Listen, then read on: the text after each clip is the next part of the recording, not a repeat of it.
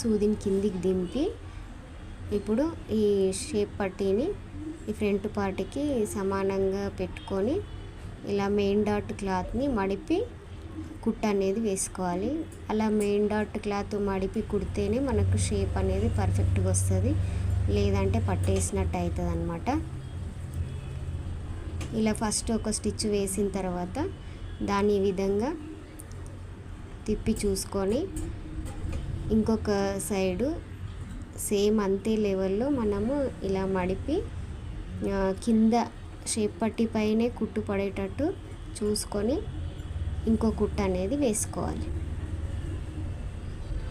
ఇలా జాగ్రత్తగా చూసుకొని బ్లౌజ్ పైన స్టిచ్ పడకుండా షేప్ బెల్ట్ పైనే స్టిచ్ పడేటట్టుగా 1/2 ఇంచు మడుపుకుంటూ ఈక్వల్గా మనము ఈ కుట్టు అనేది వేసుకోవాలి.